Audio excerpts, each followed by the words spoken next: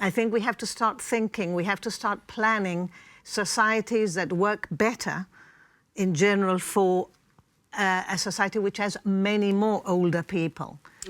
I'm not convinced that the care is always what it should be. What's the issue with the care? Well, that some of the carers are not very pleasant people and not very caring, as I've said on another occasion. I mean, I know of one individual who's done something like 100 carers in 2 or 3 years. Yeah. That's a stranger coming in, doing intimate services. That's terrible, yeah. How, what kind of service is that? Well, yeah, you're getting care, but really at a bottom price. There are many that do a fantastic job on horrendous terms and conditions, in terms of 0 hours contract, in terms of incredibly low pay. I mean, I think to look after an individual, a lot of agencies do pay, minimum wage or close to the minimum wage, and to dealing with very complex individuals, very complex needs for as little as $8.60 an hour.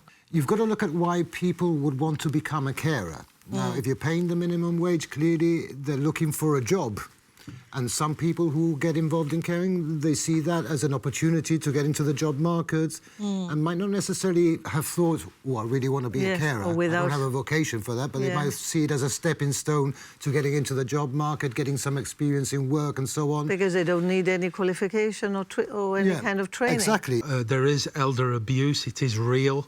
It is a horrible thing to face, but it does happen where people are terrified of some of the carers that come through. And this is another reason for the Quality Care Commission. There are many elderly people who do have family and whose families, I think, don't take enough care of them. You know, and I think that is a very sad thing. You know, we can't expect the government and the state to take care of everything and everybody all the time. You know, we have our own responsibilities. And Wilfred, who says there are many actions that affect the elderly, issues like online banking, registration, licensing. Everything is computerised, difficult to speak face-to-face with people or on the phone with a humanoid. He brings up other issues, but those are in line with public services, accessibility. What are your views on that? That's one of the main issues that has been brought to our attention, because all we did was listen to people and the problems they came to us with, and that was one of them, access to government services. Now, it's kind of a double-edged sword, because on the one hand, it's the access in terms of, I haven't got an iPad, I don't have an email, I can't be on the phone for 1 hour trying to get an appointment, a medical appointment, that kind of thing. And then on the other hand, where counters have remained open, it's there's no seating. You know, I've got to be in the queue sort of half an hour at the MOT, for example, and there's the primary care centre where the seats are not adequate for people who might have disability, or elderly people find it difficult to get up of the seats that they have there, and so on. I had today a 77-year-old come to me and say he went to to pick up a parcel at the parcel post there, and he had his wife's ID with him, and they wouldn't give him it. And he needed to pay £4. And he only had cash, and they wouldn't accept cash. So he had to walk from the parcel post to the... That sounds very harsh. Yeah. No, he did it. He walked all the way to Main Street to pay that, to get the £4 receipt, to walk back, to then be told, well, we need a letter from your wife to say that we can give you... Really? It's a village. Everybody does know each other. You know if well, I think we need to be a little bit more flexible, yes.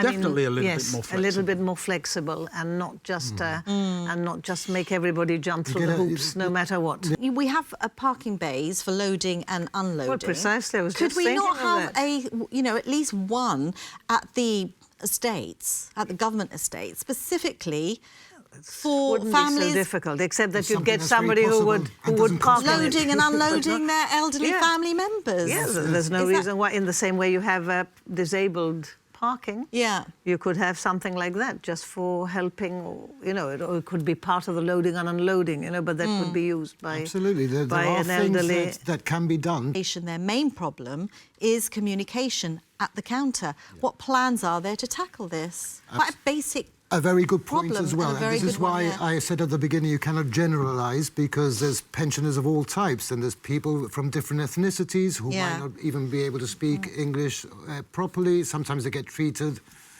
not so very well well. at public counters.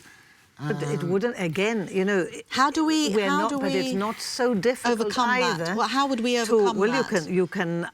You can ask people who speak the language in question. I mean, here we're talking about...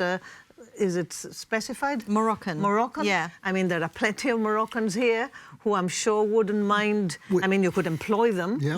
You know, you could employ people who would dedicate themselves, who would work precisely in government offices, for example. Very simple steps can be taken, and I think it's about having, you know, that ability to translate, and also, well, maybe also documentation in other languages as well. Could that be possible, especially sometimes for the older generation as well, from various backgrounds, and the predominant language may be, you know, Spanish or Arabic, and having those facilities there. Bring joy to an elderly person is just communicate with them, talk to them, treat them as a human being, and not to ignore them, to include them in your life, to knock on their door, not just at Christmas, but every day.